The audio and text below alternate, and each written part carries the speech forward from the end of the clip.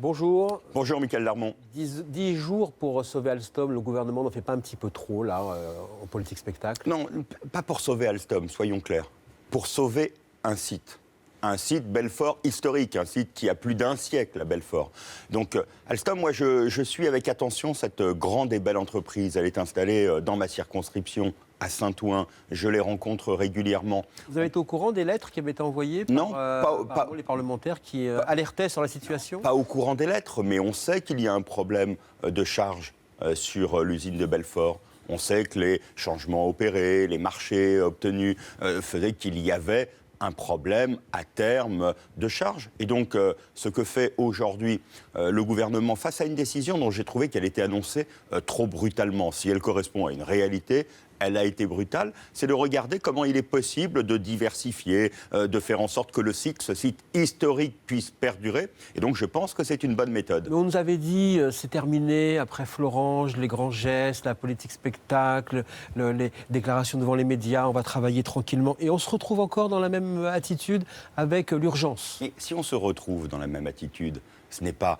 dû à une position du gouvernement, c'est dû à une annonce sans concertation. L'État est actionnaire à 20% quand même. Oui, enfin, s'il y avait eu une annonce de fait d'abord dans un cadre de travail pour essayer de dire simplement voilà vers quoi nous allons nous diriger s'il n'y a pas une réflexion sur la charge de ce site, on aurait très certainement des réactions qui auraient pu être différentes. Et donc je regrette l'annonce de la façon dont elle a été faite. Maintenant, il faut travailler. Et s'il y a un problème de charge uniquement avec l'activité actuelle sur le site de Belfort, il faut voir comment diversifier l'activité. C'est ce que souhaite le président de la République. Alors on essaiera de comprendre comment l'État est actionnaire à 20% et ne voit pas tout ce que vous expliquez, mais Arnaud Montebourg, il va cet après-midi, l'usine est sauvée?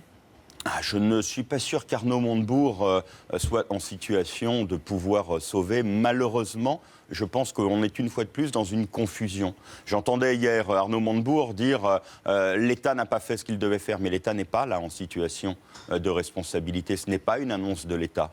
Et donc, je regrette que dans des moments où il faut travailler, et peut-être n'a-t-on pas assez travaillé auparavant, peut-être que Arnaud Montebourg, les ministres qui lui ont succédé, Macron.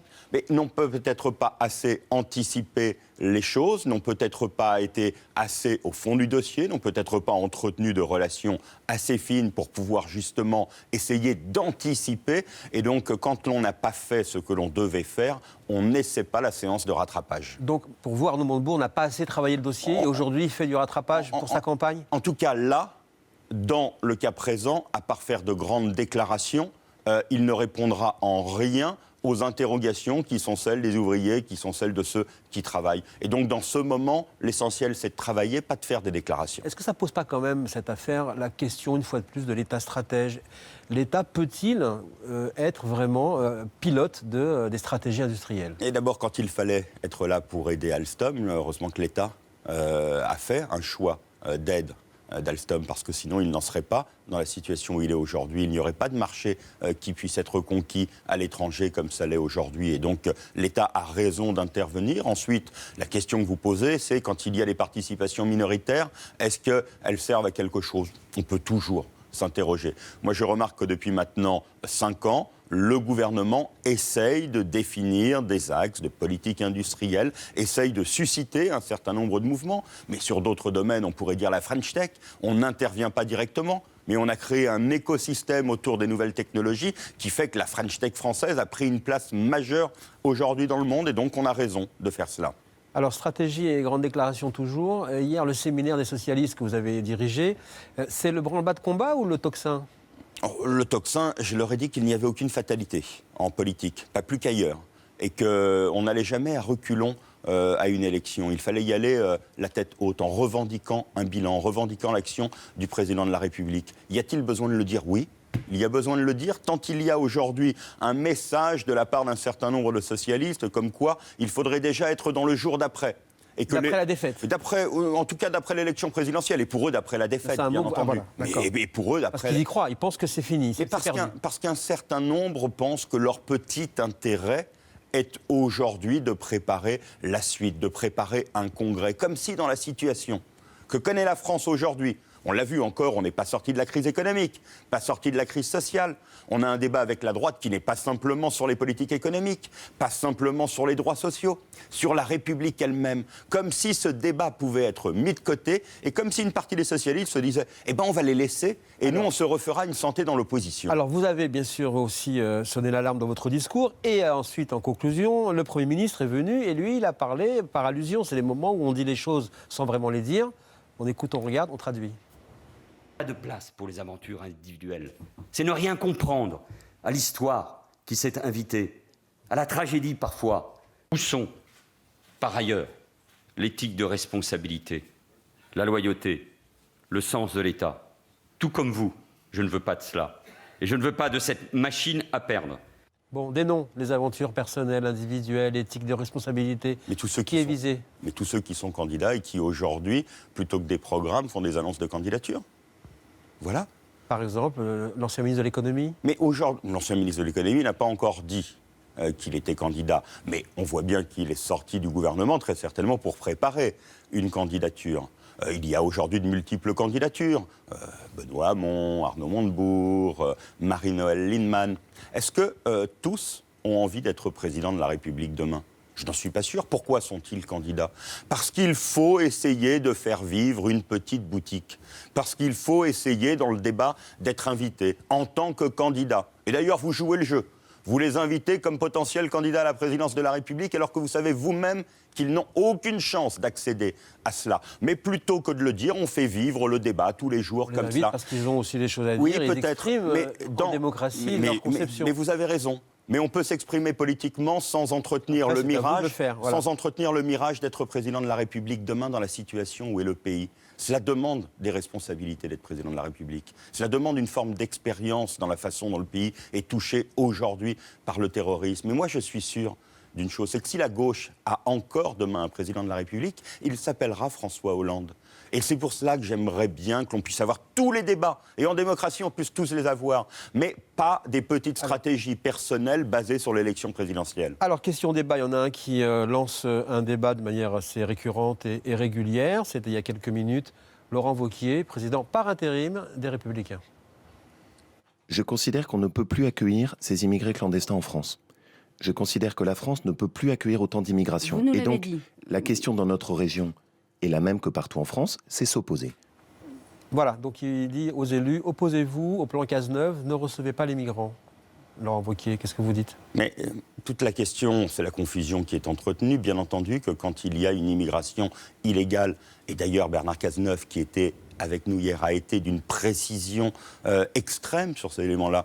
Ceux qui veulent rentrer en France... Mais lui, il dit on va s'opposer. Comment il peut s'opposer ? Mais comment il peut s'opposer ? Tout simplement parce qu'il appelle, en fin de compte, à dresser les uns contre les autres. Il n'y a pas besoin de s'opposer. L'État, aujourd'hui, essaye de faire en sorte que ceux qui sont dans notre pays, ceux qui attendent des papiers, ceux qui étaient persécutés, puissent avoir une possibilité de s'intégrer, qu'on ne crée pas des poches de pauvreté, que tout le pays prenne sa responsabilité dans ce moment historique que vit l'Europe et une partie du monde. Et là, il y a des déclarations à l'emporte-pièce qui ne visent qu'une chose. Dire aux maires, vous avez un permis de refuser. Un permis de refuser la solidarité, un permis de refuser ceux qui sont dans notre pays aujourd'hui et qui ont été persécutés. Je trouve que c'est irresponsable de lancer ce genre d'appel. On peut discuter avec le ministère de l'Intérieur. Pour vous, ça veut dire que la droite est en train de vraiment de prendre ces thèmes-là pour une question de primaire ou parce que c'est un vrai débat à porter ensuite en 2017 ? Non, chez M. Wauquiez, ce n'est pas un débat simplement de primaire, c'était un débat d'élection régionale. Donc il assume cette incapacité à être dans la solidarité. Il assume cette façon de stigmatiser aujourd'hui ceux qui sont différents, ceux qui sont étrangers. Mais c'est toute la course que se livre aujourd'hui pour un premier tour de primaire quelques candidats de droite avec l'extrême droite. Voilà. Et cela, je pense que c'est grave aujourd'hui. Pour essayer de gagner une élection, d'aller sur les thèmes de ceux dont on voudrait récupérer l'électorat et dont on sait demain que la politique ferait mal au pays et aux Français, je pense que c'est une attitude assez grave. Alors Bruno Le Roux, c'est un grognard hollandais à l'Assemblée. Vous auriez voulu rentrer au gouvernement. François Hollande ne vous l'a pas encore accordé. Qu'est-ce que vous allez faire pendant cette campagne 2017 ? Je veux d'abord rectifier. J'ai dit, mais vous pouvez retrouver les déclarations, il y en a sûrement sur iTélé, que sur ce mandat, j'avais souhaité être président du groupe socialiste. J'espère remplir ma tâche. Ça n'a pas été facile. Et pour la campagne à venir, je n'ai fait aucune demande. Quel rôle voulez-vous jouer ? Mais si le président est candidat, je veux être au cœur de la campagne par fidélité, par amitié et aussi, je pense, pour les compétences acquises par l'expérience sur cette responsabilité. Le quinquennat, parce qu'au fond, vous attendiez la grande réforme fiscale du début du quinquennat, elle n'est pas venue. La justice sociale, au cœur du débat, elle n'est pas venue. C'est facile pour vous de défendre ce mandat ? Oui, parce que moi, je ne fais pas comme le font un certain nombre de mes collègues, je ne vais pas dans les réunions ou devant les militants, les sympathisants ou les Français en voyant le verre à moitié vide, la bouteille à moitié pleine. Je défends toujours l'autre côté. Est-ce que j'arrive à défendre tout ce que nous avons fait en une réunion ? Jamais. Je suis obligé de faire des choix. Je suis obligé de dire que la politique menée par le président de la République n'est pas ce qu'un ex-ministre a dit durant cet été, indéfendable. Et j'égrène les réformes qui sont respectables pour la gauche, qui sont identitaires pour la gauche. C'est encore jouable pour vous, alors que tout le monde dit que jour après jour, on prépare les funérailles de la gauche. Mais parce qu'on est dans la caricature de notre action. Le jour où nous assumerons enfin les grandes réformes que nous avons faites, celles que nous avons défendues pendant des congrès socialistes avant de les mettre en place, le compte personnel de formation, la capacité à pouvoir, le compte pénibilité, ces éléments qui ont fait de multiples congrès et qui sont aujourd'hui la réalité. Donc le jour où on arrêtera de caricaturer l'action du gouvernement, on pourra peut-être repasser à une autre phase. Bon, écoutez, en tout cas, dépêchez-vous. Merci beaucoup. On va se dépêcher. Merci.